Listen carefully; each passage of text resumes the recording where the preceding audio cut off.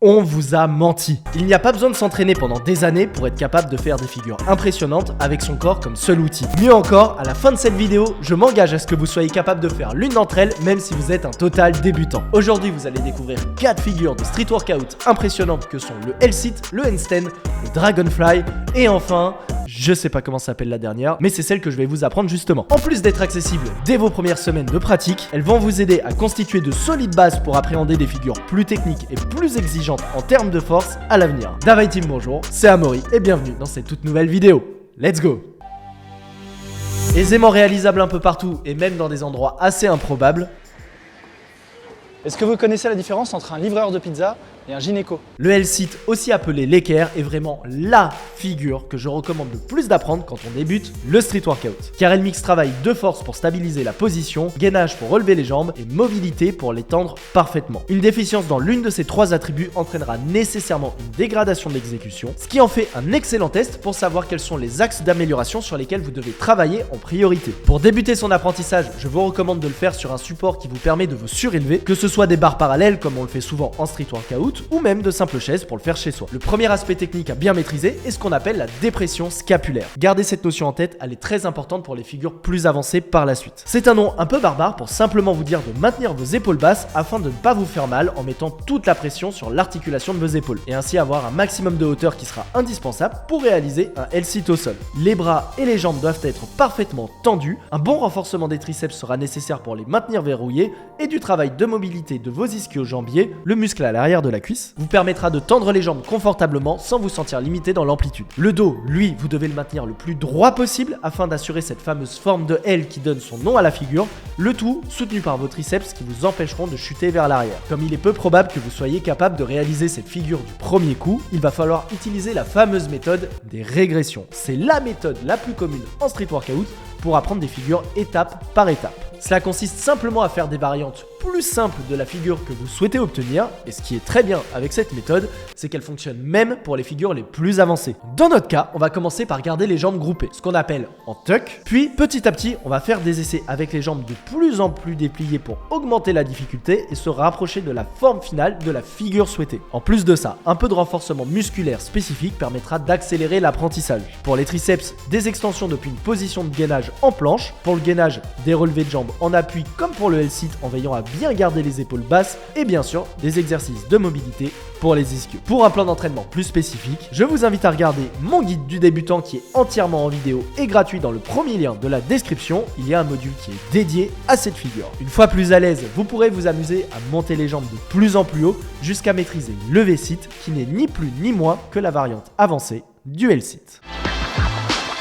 Réalisable dans absolument n'importe quelle circonstance, surtout et n'importe quoi et d'autant de façon possible que votre imagination le permet, c'est de loin la figure la plus stylée qui soit. Ok, je vous l'accorde, c'est ma figure préférée, peut-être que je manque d'objectivité. Le handstand, l'équilibre, l'ATR ou encore l'arbre droit, ouais, il y en a qui appellent ça comme ça. C'est vraiment la figure qui va vous permettre d'apprendre à ressentir votre corps dans l'espace sans pour autant le voir, ce qu'on appelle la proprioception, grâce au travail avant tout technique que nécessite cette figure pour être maîtrisée. Parce que contrairement à ce qu'on pourrait penser, il n'y a quasiment pas besoin de force. Ce qui permet de la travailler dès les premières semaines de pratique et sa maîtrise vous permettra de bien plus aisément aborder des figures plus avancées comme les planches négatives qui seront sans aucun doute votre objectif principal pendant de longs mois une fois que vous serez piqué par cette discipline. D'ailleurs, pour plus de contenu street workout, je vous invite à liker et à vous abonner et pourquoi pas même partager cette vidéo. Ça me soutient énormément pour relancer cette chaîne depuis que j'ai supprimé la précédente. Je sais que je peux compter sur vous. On peut dire d'Einstein qu'il est absolument parfait s'il respecte ces 5 conditions. 1. Des bras tendus. 2. Un alignement parfait mains, coudes, épaules, hanches, genoux et chevilles. 3. Des jambes tendues. 4. Des épaules bien sorties. Et 5. Bien que ce soit une question de goût, des pointes de pied tendues. Comme le L-sit, vous allez pouvoir le pratiquer aussi bien au sol que sur des barres parallèles. Je recommande d'ailleurs fortement de le faire sur des petites barres basses pour commencer, qu'on appelle des parallettes, afin d'éviter toute appréhension de chute à cause de la hauteur. Toutes mes recos de matériel en description. Pour bien débuter l'apprentissage du handstand, il va vous falloir comprendre les subtilités techniques à maîtriser pour bien y arriver. Tout d'abord, si vous le faites au sol, il faudra bien penser à fléchir vos doigts afin que vous puissiez pousser dessus. Ils servent à gérer la pression que vous exercez afin de vous aider à équilibrer votre poids vers l'arrière si vous poussez dessus ou au contraire vers l'avant si vous relâchez la pression. Votre lancer, qu'on appelle le kick, est l'élément déterminant de votre réussite pour vos débuts. Lancer trop fort fera que vous n'arriverez pas à gérer la pression pour vous empêcher de partir en avant et ne pas lancer assez fort vous empêchera d'utiliser vos mains pour contrôler votre placement. Pour un bon kick, je vous recommande fortement de partir main au sol, de placer vos épaules bien au-dessus de celle-ci et de ne jamais plier vos bras quoi qu'il arrive, puis de chercher à propulser votre bassin au-dessus de vos épaules et non de chercher à propulser vos jambes au-dessus de vos épaules. Dans le premier cas, vos jambes vont servir de propulseur à votre bassin, puis elles vont suivre le mouvement afin de s'aligner. Tandis que dans le second cas, elles vont venir se placer au-dessus de votre bassin. Ce qui va avoir pour effet de créer une forme d'arche au niveau de votre dos, ce qu'on appelle la forme banana, qui est non seulement mauvaise d'un point de vue technique, et ce même si vous réussissez à vous maintenir en équilibre dans cette position, mais qui en plus de ça est bien plus exigeante musculairement pour être maintenue. En somme, tout l'inverse de ce que vous êtes censé faire si vous avez un bon handstand. Si vous voulez l'apprendre sur barre parallèle, ce qui est, ceci dit en passant, ni plus ni moins difficile, au contraire même, c'est complémentaire. La subtilité se fera sur la gestion de la pression via la flexion de vos poignets plutôt que via la flexion de vos doigts. Plein d'exercices permettent d'appréhender l'apprentissage de cette figure, que ce soit en travaillant avec un mur ou avec un pareur, en se renforçant via des exercices comme les pike handstand push-up, mais gardez en tête que comme toutes les figures, il faut aussi et surtout tenter de faire la figure que vous souhaitez maîtriser pour l'apprendre. Et donc, rien ne remplacera des essais dans le vide, aussi frustrant cela puisse-t-il paraître au départ. Pour ceux qui souhaitent avoir un programme spécifique pour son apprentissage, vous trouverez mes programmes dans le premier lien de la description et il y a même un pack qui regroupe le handstand, la handstand press et la handstand push-up pour les plus déterminés d'entre vous.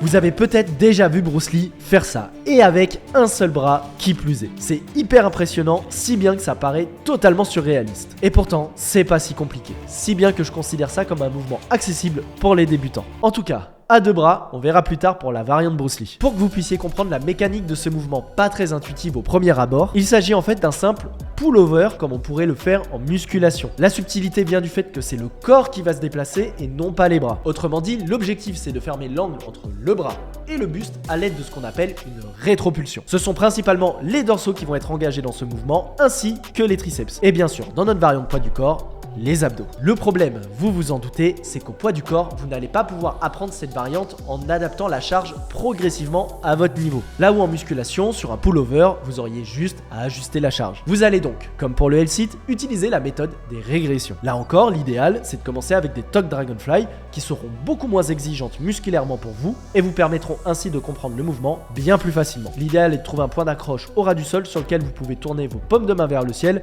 sans que votre tête ne bute dessus. L'effort principal se situant au niveau des dorsaux, c'est principalement là que vous devez ressentir toute la tension. Le tout en veillant à ne pas laisser les bras partir et se tendre en même temps que vous descendez. Vous devez au contraire chercher à les raccourcir au maximum en maintenant le plus fermé possible votre angle bras-avant-bras. Maintenir solidement la prise sera aussi un vrai plus pour simplifier le mouvement, en cherchant même dans la mesure du possible à avoir un false grip, c'est-à-dire venir casser le poignet à 90, ce qui vous permettra d'être beaucoup plus fort sur la position. Au fur et à mesure de votre progression, vous allez pouvoir de plus en plus déplier les jambes et ainsi vous rapprocher de la forme finale d'un dragonfly. Une fois le cap des jambes groupées à 90 passé, vous allez pouvoir apprendre à gérer la rétroversion du bassin. Si vous ne le faites pas, votre dragonfly aura cet effet de cassure au niveau du bassin, ce qui rend la figure moins esthétique et donc imparfaite techniquement. Soyez vigilants sur ce point, allez-y, étape par étape, et dans quelques semaines, vous pourrez attaquer sereinement la variante à un bras de Maître Lee.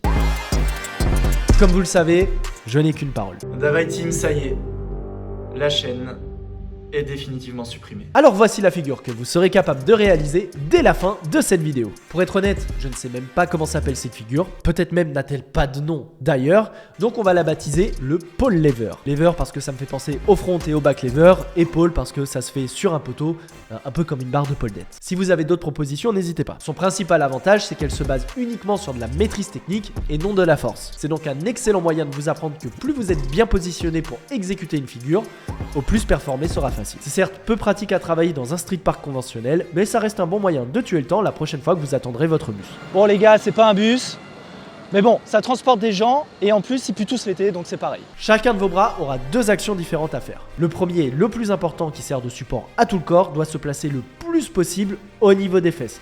Autrement dit, au niveau de votre centre de gravité. Plus il sera correctement placé, plus gérer l'équilibre de la figure sera simple afin de ne pas basculer vers l'avant. Il vaut même mieux placer le bras trop bas au niveau des jambes si votre mobilité le permet, parce que compenser le poids vers l'arrière se fera très facilement à l'aide du second bras. L'idéal c'est de le conserver semi-fléchi, ni trop proche de vous, ni trop loin pour avoir un maximum de force de tirage et ainsi vous fatiguer le moins possible. Et voilà, rien de plus à faire, vous venez d'apprendre une nouvelle figure en quelques minutes. J'accepte les paiements en like ou en abonnement, vous avez de la chance en plus, c'est gratuit en ce moment. Pour plus de contenu Street Workout, n'hésitez pas à me faire part en commentaire des contenus que vous aimeriez que j'aborde. Pour me partager vos progressions en story sur Instagram, vous me taguez amaury.vermersch. Et pour passer au niveau supérieur, mes programmes dans le premier lien de la description. C'était Amaury, portez-vous bien, à la prochaine. Davaï.